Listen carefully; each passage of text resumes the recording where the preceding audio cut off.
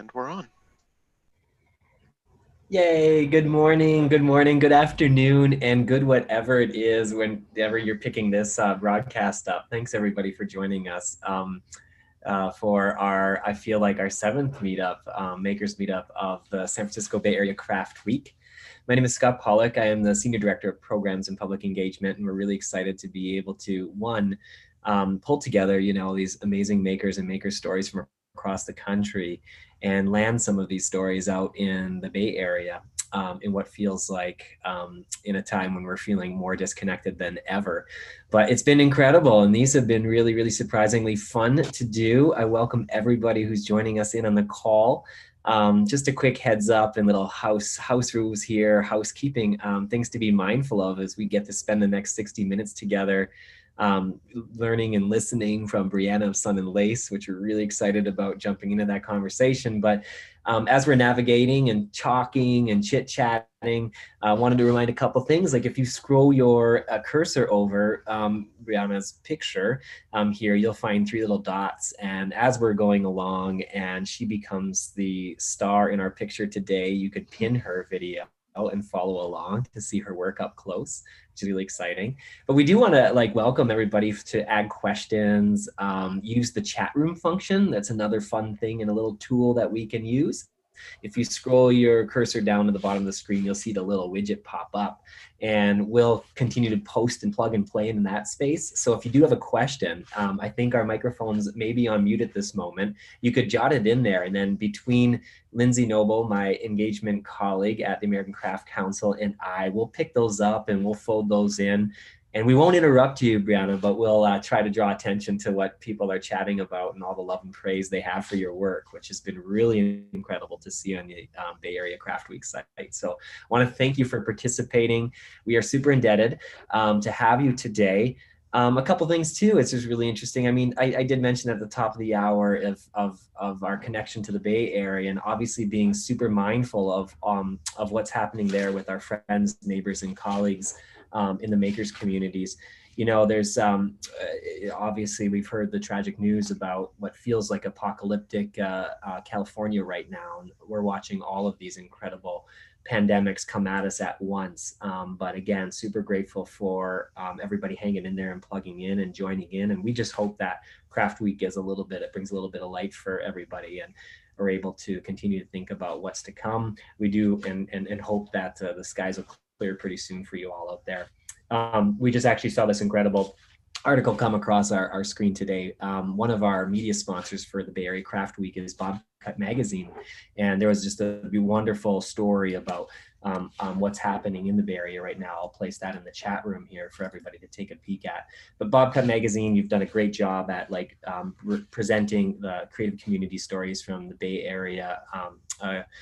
And we're just super indebted at the Craft Council to have you helping connect with the Bay Area Craft Week project. So thank you so much.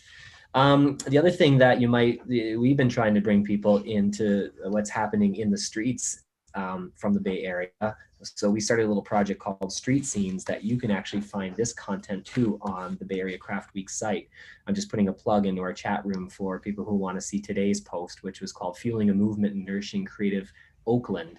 That was done by the creative trio Sita, Sakibi, and Jocelyn from People's Kitchen Collective. So if you feel like you want to get a little touch into what's happening in the streets, we've had some incredible contributors and writers who are bringing us into that space. So that's a good resource to check out.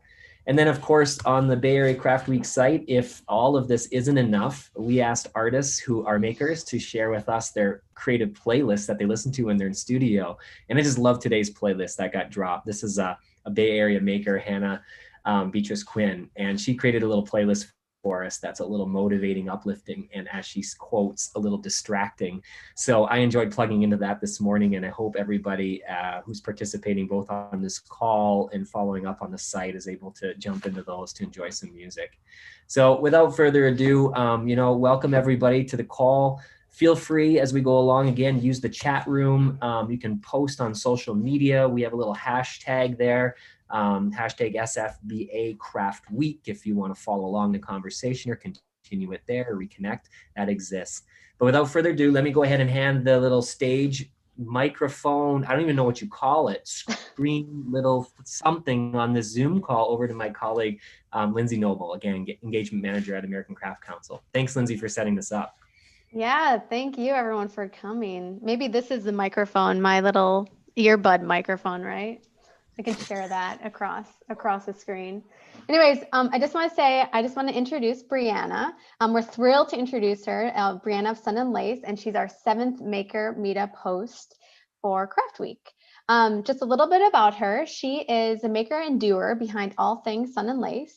She's based in Wisconsin. She handcrafts each item while her kids sleep or are quote unquote helping her in the studio.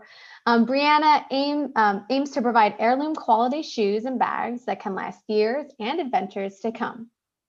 Briana is actually featured in our new artist collection. So if you notice on the Craft Week page, we have different collections, and she is one of our new artists in the new artist collections. And we're grateful to Morgan Walker, one of our Craft Week curatorial partners, for introducing us to her.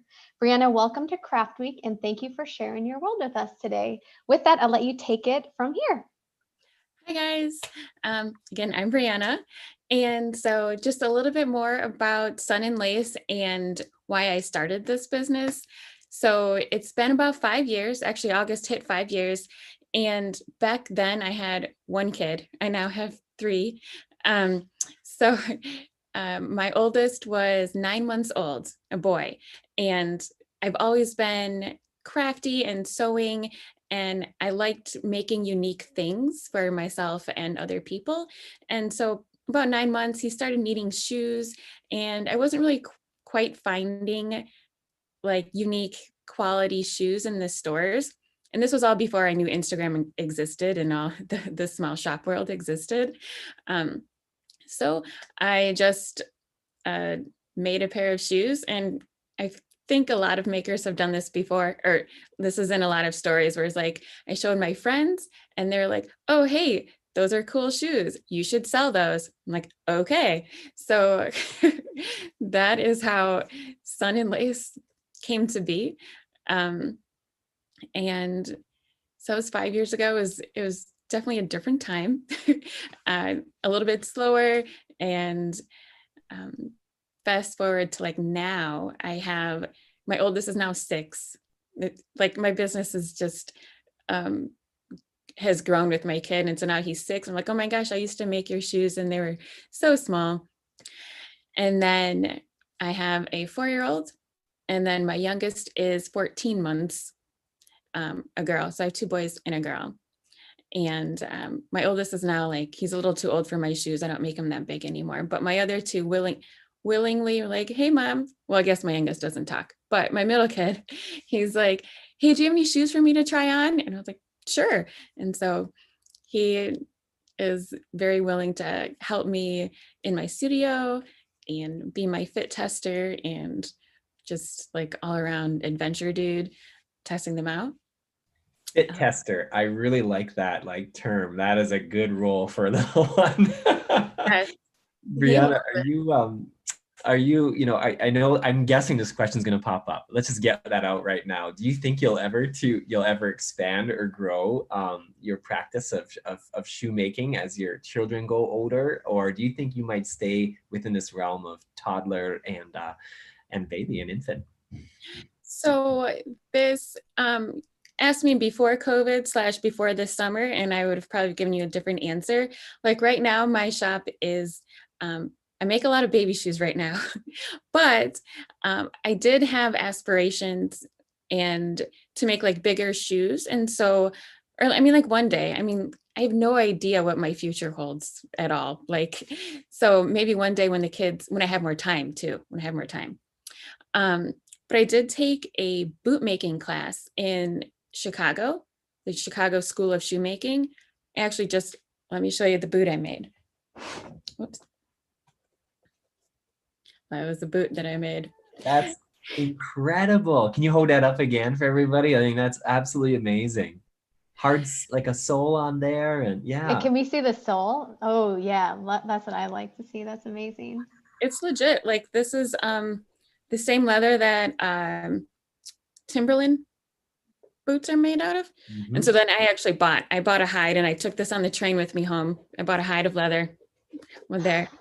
But so that was 2018, and before even my third kid. So I had a little bit more time. So 2018, I was going to make like adult sandals. So I bought a whole run of lasts. So from a women's size 5 up to like a men's size 13. Um, I have all of these. And what are those called, what are Briana? those? Yeah. They're called shoe lasts or shoe form. Okay. So because I was going to make sandal ones, I bought sandals, and you could see the hole if you wanted to make like I guess it's called thong sandals. Mm-hmm. And do those come like, do you have those custom made for different sizes? Do they expand and shape differently, and then therefore the shoe form grows? Or Well, there's so many different types. So I have this same form, but like this is size like 5. I have it all the way up to 13. So I have a lot of these, but in like the roundish toe. I also started making women's Oxfords. And so I have pointy toe ones because I was going to make pointy toe shoes. So one day, guys. So in other words, stay tuned, right? Actually, like 5, 6, 7 years from now, I'll have like but I have all that. So yeah, 2018, I bought all like the legit shoemaking supplies, like the nails, the hammers, the knives, and all of that. But that's more for, adult shoes with hard soles. And I don't really need those for baby shoes right now. So maybe you could catch everybody up and tell us a little bit about, where you're calling in from, where you're working from, and a little bit about that home life balance, work life balance, and studio practice. So like I mentioned, I've been doing this for 5 years, which is also pretty much the same month that we moved to Wisconsin. I'm in Wisconsin. And we were in Chicago for about 10 years before then. And I was fortunate enough that when we moved to Wisconsin, I didn't have to, I was fortunate that I could stay home with my son, but I can't sit still. I'm like, what can I do right now during his naps? So make baby shoes. But so yeah, we have like a little farmette, I guess, crops. We get, the combine comes in a couple months, and my kids just love it. And I have them in red shirts when they go out and play, so I can see them more easily. I'm just imagining, and not that I'm encouraging it right now. I just love to look out your window too here and see where it is. The view that you have out there must be spectacular. It is pretty, yeah. So my studio faces right out to like, we have a barn that has like a porch thing where all their sandbox and toys are. And the sandbox is currently home to 3 toads right now. But so I can just look right, it's just like 3 feet from me, my window, and I can look down and see them. I will say it's what's been wild about this. Like, if there is any silver lining in the pandemic, it's been able to like jump on the Zoom calls and see people's personal spaces. And this is really incredible. So just looking behind you too, right? You have how many sewing machines? And I mean, again, you don't have to pan this camera, so we don't want to disrupt that. But how does your operations work inside your house? Yeah. Where do you work from? So I actually have the biggest room in our house. I got that one. It has its own separate staircase, so it's above the garage, so it's like a different part of the house. I would show you, but I'm in the middle of making literally hundreds of shoes, and so there's a little bit of disorganized chaos right now organized chaos, not disorganized. But so I have 4 machines, one industrial one that is my heavy duty leather one, so that does most of mine. I have one basic home sewing that I have set up for my shoelaces, my fabric shoelaces that I make. And then I have another basic home sewing machine that I have set up for my very thin rubber or leather that doesn't need to go through the industrial. And then I have a serger to serge my fabric ends. This is my 4 machine. Briana, I'm wondering if you have anyone helping you make your hundreds and hundreds of shoes, or is it just you as a soul maker?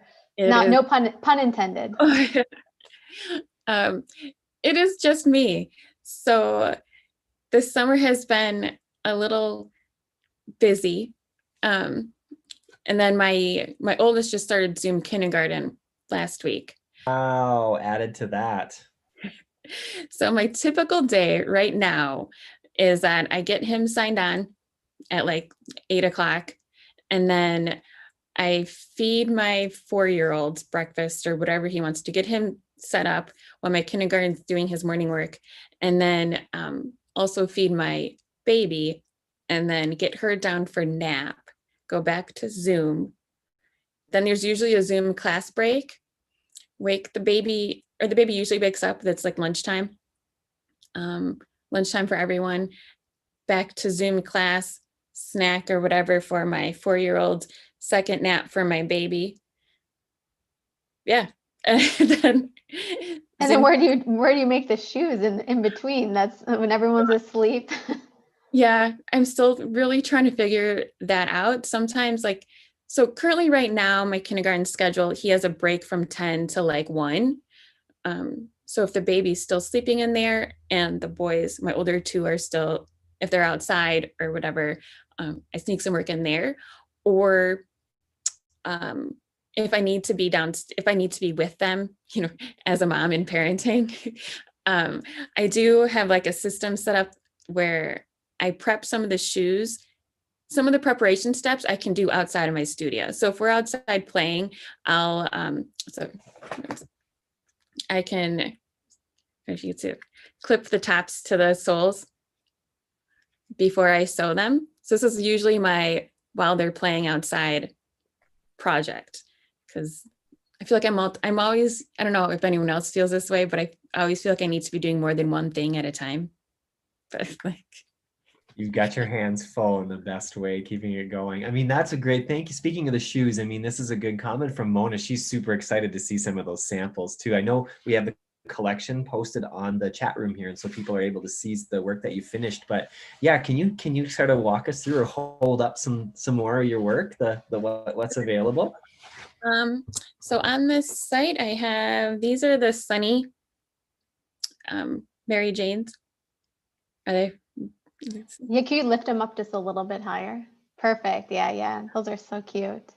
So these were a custom print by Chock Full of Love. She does handwriting and mugs. So I reached out to her to do a design. I was like, can you do suns for the summer? And she's like, sure. So this is by Sarah, and it was a nice summer, sunny California type print. And then I also have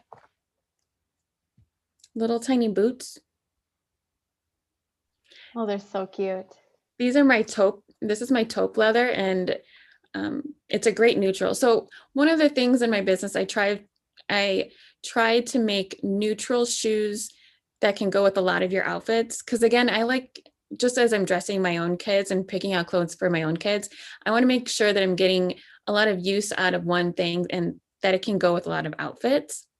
So a lot of my solid boots, my solid leathers are neutral colors for that reason, except for, the occasional fun sun print, because those are fun. And then my signature has come to be floral laces or fabric laces. So like, this is just kind of like a mess of fabric laces, if you can see. They're not a mess at all. That was the funnest part. I will say, as a shopper for a pair of these shoes, which I could not resist, even though all 4 of my children are grown, I found a colleague who has a little child in her life. So I had to jump in and pick a pair, Rachel. I'm just letting you know right now. So, but my favorite part of the experience was being able to pick out the laces, Briana, and I love that you have those posted, and there's so much character in that. I posted the Chock Full of Love link on there. I think that's who that collaboration was, right? That that California design. One of our people on our call, Jenny, had a question about if you worked with Chock Full of Love, like, do you know how the design is applied to the leather that they print on? Mm-hmm. So that was actually my second print. So I send a file to the leather printer, and it's pretty much just the leather printer has just a basic hide, and you can pick like whatever type of leather is suitable for your needs. So I have a different type of leather that I use for my printed bags because it's softer. And then I have a little bit more structured leather for my shoes. And so it's pretty much just an image that I send off, and then they make it a repeat. And I can buy rolls of leather with the suns on them. Great. Thank you so much. Great question, Jenny. Thank you so much for asking. But yeah, can you go back to your shoelaces and how you decided to fall into that and your signature work? Those are beautiful. Thank you. So let's see. I have a thing for Liberty of London fabric. I don't know if anyone's familiar with that. So all my florals are pretty much Liberty of London florals. I just love, and their signature, like Tana lawn or lawn fabric. Liberty of London is usually where I get my favorite florals. And then, so actually 2018 was a big year. So 2018, I also went to London, and the one place I was like, I told my husband, the one place that we have to go is Liberty. And so we went we stayed on the outside of London, and then we went in just to go to Liberty. And you guys, I was like starstruck, if that's a thing, for like seeing like fabric on a wall. I was like, my husband was like, what are you doing right now? This is floral fabric. I'm like, but you don't understand. This is Liberty fabric. So yeah, those are my floral laces. But so obviously I do boy ones too, and I'm inspired by my boys. So you saw these. This is my first iteration of boy plaid, and I figured the brown, red and black buffalo plaid paired very nicely with the dark brown. So this was my first boy plaid. Well, I should say my first plaid that was more boyish. And people love it. So I'll probably change out my selection in the next, I need to take pictures of my new fall collection laces, and then I can put them on the site, and then it'll be a little bit less summery, and then a little bit more fall. I have some more plaids coming. It's hard to pick the right plaid for shoelaces. So yeah, it is. Well, it's a brilliant combination, the way you've come up with it, and I really appreciate that. That's incredible. I added the resource to Liberty of London to the chat site here in case anybody wants to take a peek at their fabrics and plan a visit around. That sounds amazing. Speaking of visits, I mean, you talked a little bit about taking classes and learning, and do you teach too? Are you sharing the skills with other people? And do you have any preferred spots where you find yourself either learning from or sharing and teaching? Mainly right now, because of time, I don't really teach anything, but so when I was learning more of the adult type classes in sandal making, I did take some online shoe courses for the sandals. And if I lived closer to Chicago right now, where I'm about like 2 hours from Chicago, I mean, it's not that far, but now I have 3 kids and a business and all that kind of stuff. But the Chicago School of Shoemaking she has a lot of in-person classes that I was trying to get her to come up to Madison, but I don't think she will do that. But then I would take all of them. But for the adult, there's a lot more things to learn for the adult foot and adult shoe, and because you need to be more structured. So I was watching a lot of YouTube videos, and I signed up for a couple courses just reading books and just studying but now I've been making baby shoes for like 5 years. I already know like what my favorite leather is, what my favorite fabric is, what tools to use. So like I'm just in my groove for baby shoes now. I have a question about how long does it take to make a pair of your baby shoes? It's definitely has been, I've definitely have knocked down that time. So one of my best investments in this business was a die cutter machine. So that was my first step before, hiring someone else, is what can I do more efficiently here by myself? And so last Black Friday, I got a really good deal on a die cutter machine. And so because I have so many different styles and so many different sizes of shoes, I'd have to get a die for each one. So I'm just gradually getting the dies made from my most popular ones, my most popular styles. So I timed it to make, actually, this is the exact boot that I timed. This boot I spent 7 minutes from cut to eyelet. This was 7 minutes.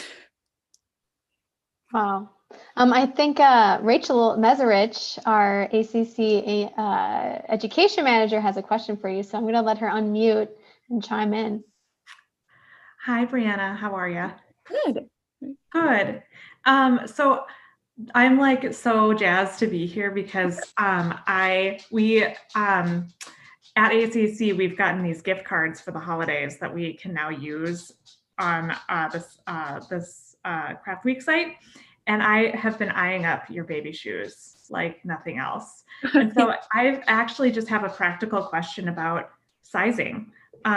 My daughter is about 6 months old, and I measured her foot, and she's like right on the in-between between like the 2 and the 3. And so I was just wondering if you could give me a little tip on what, based on where she's at right now, like would it be better for me to size up given the fact that you're making these and all that stuff, like make time versus and sending. I just wanted to get the most use out of it, of course. So Right. So because she is 6 months, and is she crawling or anything? No, she's on her knees, hands and knees. She's doing the rocking. So she's getting very close. So I think you could go actually the next size up. They will look a little long. Okay. So it also depends on how you want them to look like right now. If they're going to be for like a special occasion or something, some people would rather not have that extra space and then extra length and just go tiniest as possible. But because she's not moving, not walking, she won't have the extra length to trip over. Yeah. Trip so over. Just go for the next size up if she's in that in between. Yeah. Okay. Super. Thank you. That was all I had. I love your stuff. I think it's so adorable. Thank you so much. Thank you. And adorable is, Rachel, you made me think about the way, children interact and when they interact with craft, right? I mean, this could be a whole tangent and I don't want to go down it right now, but I'm really excited about early childhood literacy and the role that craft can play and contribute to that. So the way you're working and introducing patterns and colors and texture, with your children in your life or the children around you is absolutely commendable. So thank you, Briana, for making that possible. Really excited about that work. It wasn't much of a question, but a comment, and just sort of, I'd be really excited to see, where and how, not just like as adults learning and sharing the skills together, but when and where do we bring our children into craft? And if you've done any cutting and mending, and do your children help you select the patterns or the fabric or the feel? Have you done any of that experimentation and use their input to inform your practice?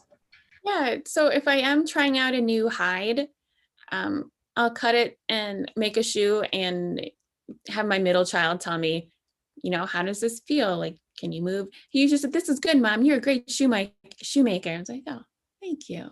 But he never really has anything bad to say, I guess. So I'm not really sure like how but yeah. And then I also have a play space up here. Well, I used to have a play space until I bought these ginormous IKEA cutting tables that I have my computer that you guys are sitting on right now.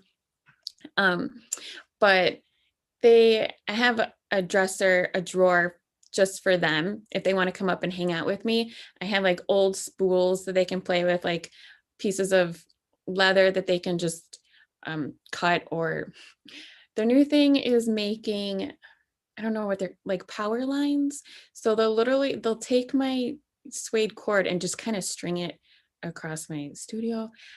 So I have to make sure I'm, it's like, okay, guys, you need to clean that up before you guys leave, because otherwise people are gonna be tripping over that. But yeah, so any extra, any extra like cutouts, like this shape right here, I save for them and they use it. Oh, if you can see behind me, the dollhouse, they like to decorate. It's currently decorated for Easter, but they'll take my cutout scraps and decorate and put it in their Lego city. Or yeah, that's how they help me in my studio. That's terrific. I love hearing about those early childhood modeling, and that's great. Just picking up on all that fun stuff. Briana, can you show us maybe some more tools that you use? I mean, I know we kind of talked about your industrial sewing machines, and you showed I forget what they're called already, the lasses, yeah.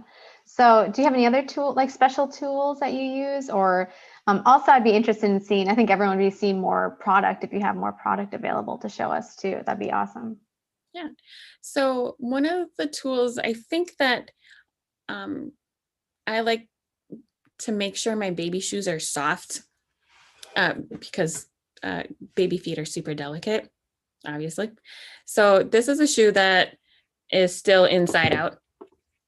It will look like it's the pair to this one. So it's still inside out. So right along these edges, it can get kind of hard. Like when you cut the leather, it gets kind of hard. So I take a rougher. I don't know if you can see that, a rougher. And then I just rough up the edges to make them fuzzy, I guess. Less hard. And I go around and it makes a really big mess. But I'd rather have like a smooth, soft seam against the baby's foot than like the rough stuff, because I don't want it to leave marks or be uncomfortable or anything.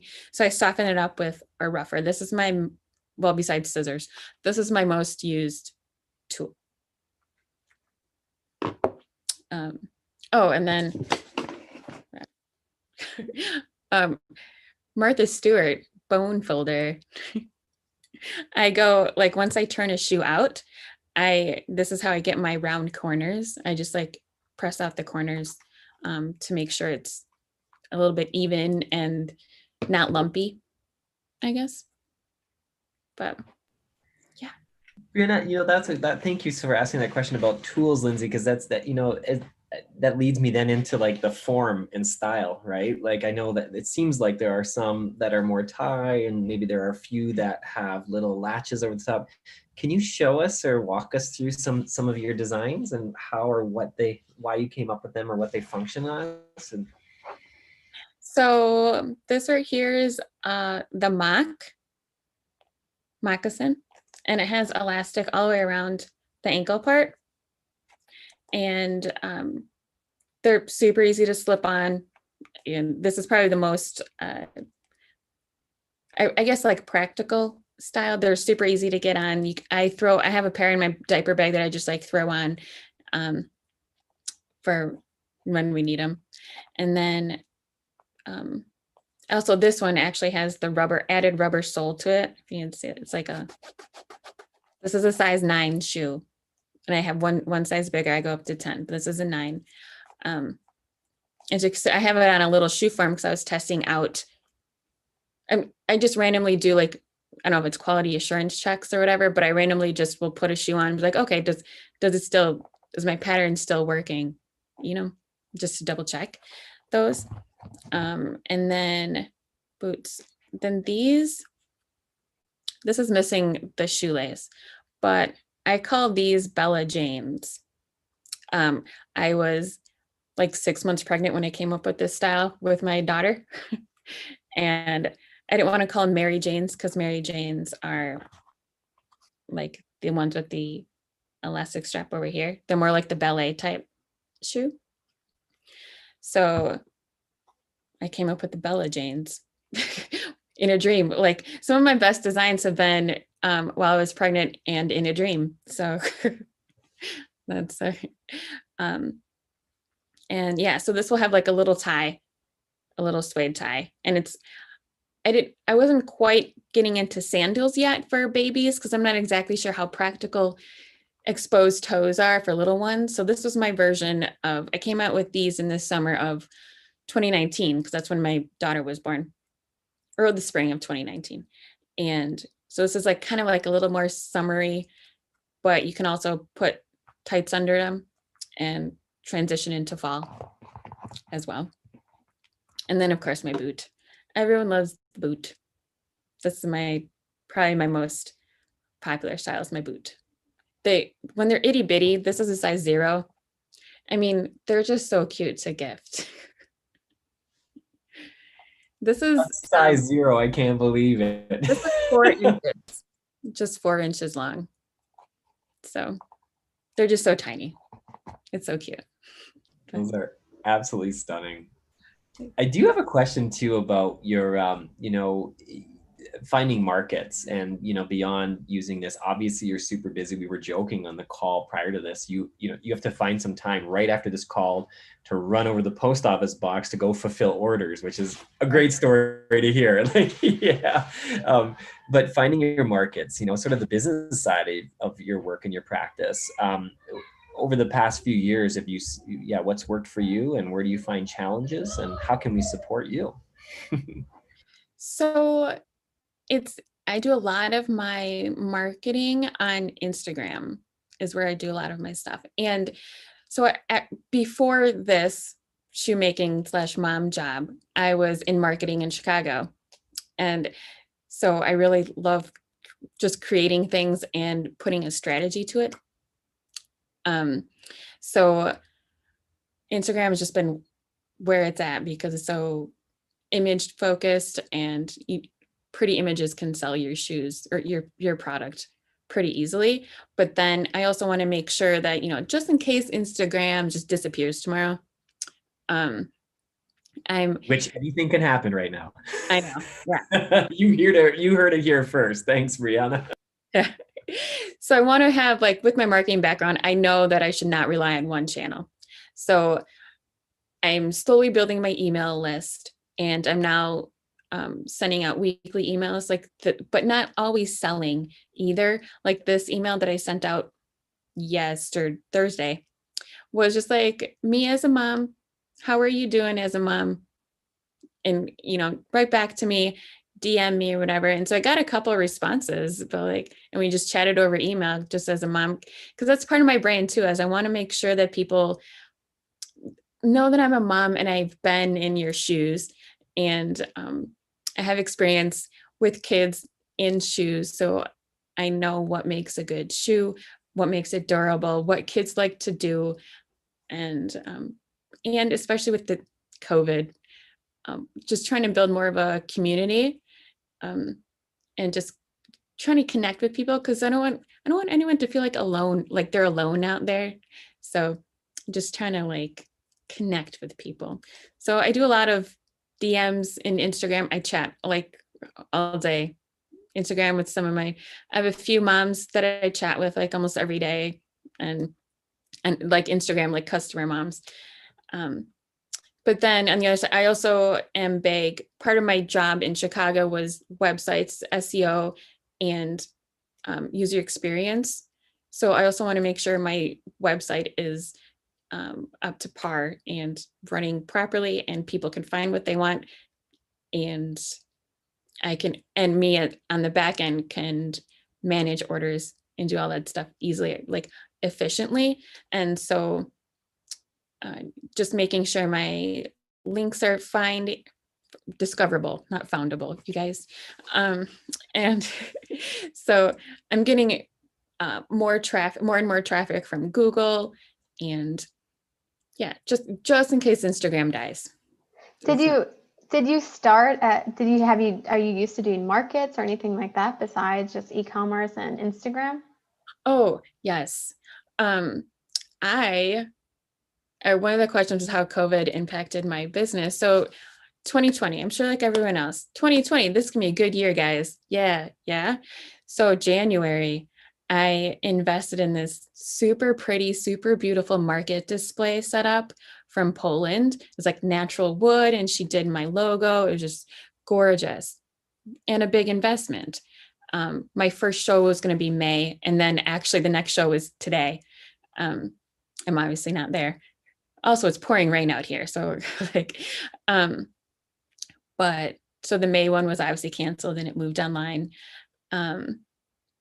And yeah, so 2019 I took a break, so I was pregnant. 2018 I did some, so I've done, I don't know, maybe 20 or so in the last few years. Well, I really appreciate your attention to that community aspect and part of keeping people together. And, I saw, this is a brilliant question that I'm going to steal from the San Francisco Chronicle, but they were asking small business makers, like, there is that silver lining in this, what seemingly like this COVID disruption, about the benefit or the potential that small business brings. Maybe you can just comment more on that too, just like, as small, do you have any comments on what COVID's done and what small business and entrepreneurs like yourself can offer the world? No small question, but. I was trying to think about this. So it's obviously impacted how much time I have to work because my kids are home with me. But on top of it, was kind of hard to separate the COVID and then also the being a black shop owner that got really popular in June. So I feel like I'm the opposite of maybe some businesses, but people have just come out and wanting to support local makers and families, and or not local, but small shop makers and families. And just again, with the community, like people know, if they know me, they know they're buying shoes from me and not like a big company. And I think it's the whole aspect of community is part of that too. Like they know me.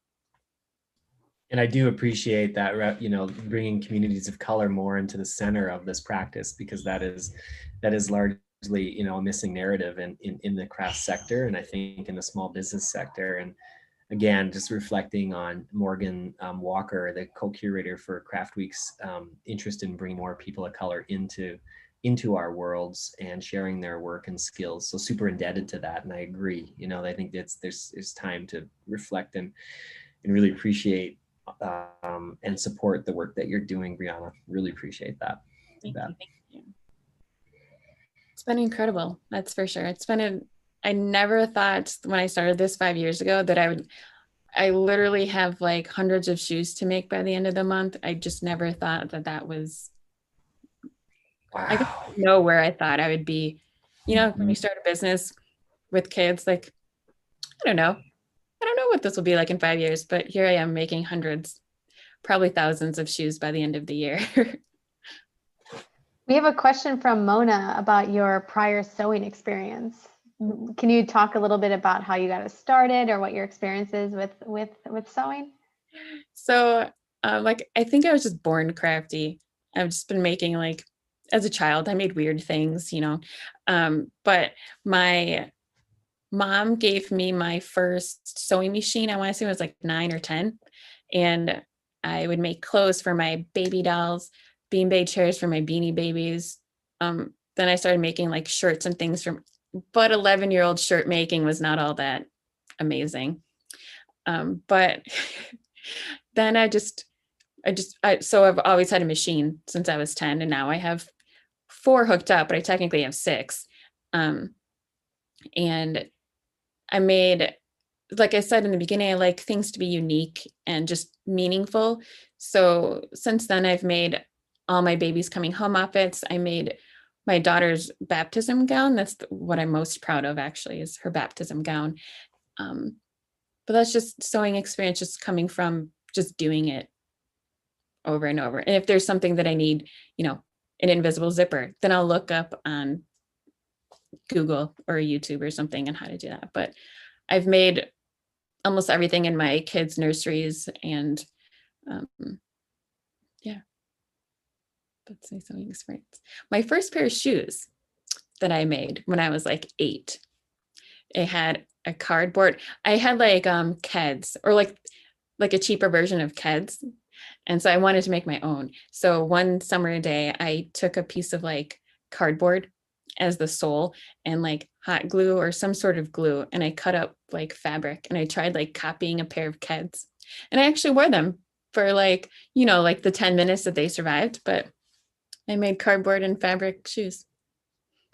Before we get to Jean's question, just the obvious, or maybe just stating the obvious in these Zoom calls, the one aspect I miss the most of being in regulated this COVID world is not seeing each other's shoes and ankles and socks, right? It's like it's all up here.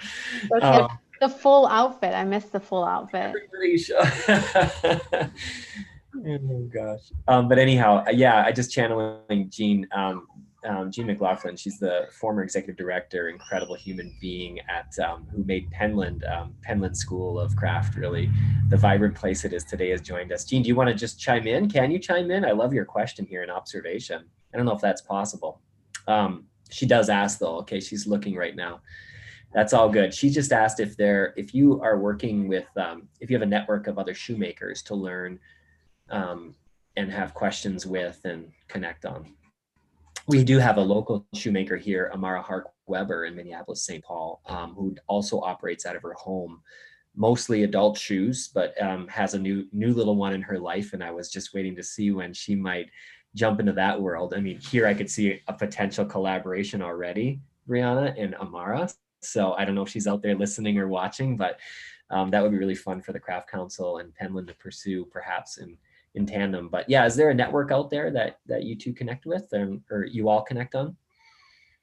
Well, there's a few small shops on Instagram, baby shoe shops. So another part of this COVID thing is community over competition. So it gets a little touchy, I guess, but we still talk. We don't really like learn from each other because we just talk about business. But for the adult shoes, I am part of I follow some hashtags on Instagram, shoemaking and stuff. And this morning when I was up at like 2 a.m., I saw a gorgeous, gorgeous piece of leather called a Whole Cut Oxford. And I just was like, oh my gosh, that is a gorgeous shoe being made right there on Instagram. And so because I'm not quite into the adult stuff yet, or again, I guess I don't really have a network, but I know there are definitely some, I know where to find them if I needed to. And the Chicago School of Shoemaking is she's an amazing resource, Sarah. And I had some questions when I was attempting my own adult Oxfords, and she was readily available. And she would be my first go-to once I get back into bigger shoes, I guess.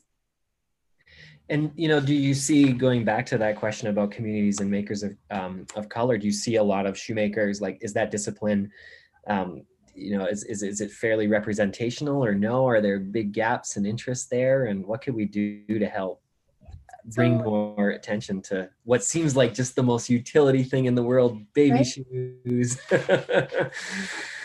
Well, there's a lot of makers that make like the African type, like an African mule or Oxford. And then there's the small shop owners who have workers in like Nicaragua that make the woven leather shoes. But the type that I'm in, I think I'm the only one. I mean, in the Instagram world, my little corner of Instagram.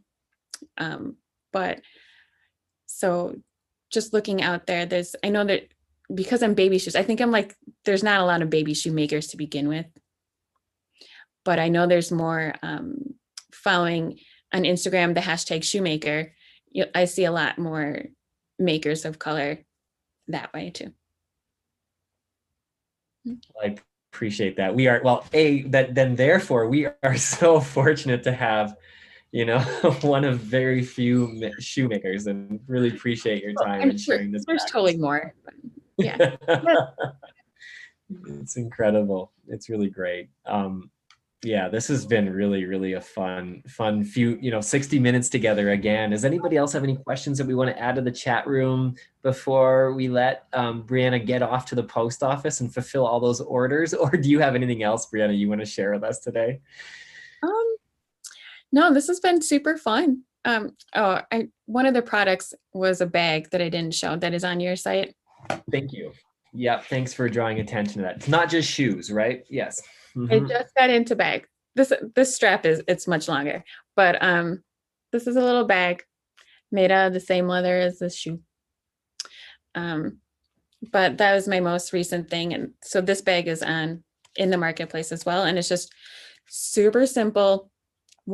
There's nothing going on in there. It's just pocket, and I wanted to make it safe for little kids, so there's no hardware or anything, and it's super easy to just open. And I've seen cool pictures of just kids with their just flowers or just random toy dinosaurs just stuffed in there. So that's my latest one. That's brilliant. That is absolutely amazing. Super cute. Thank you. Thank you. Again, thank you so much for centering craft in our everyday and social lives. This has been really, really cool, Briana. Wow. This has been so fun. Thank you guys so much for inviting me. This has been super fun. We'll make sure to hold you on the line for just a minute as we jump off here, because I'm watching and I want to just share all the love. So this is where we sort of do that. Yeah, let's pop the champagne cork and applaud and thank you so much. But there are so many really great comments here, and I'm really excited to stay in touch, Briana. And we hope to continue to build this relationship together. And again, more shoemaking, the better. Really appreciate that. Thank you. Thank you for all coming. All right. Thanks, Cheerio, Briana. everybody. Thanks for spending time with us today.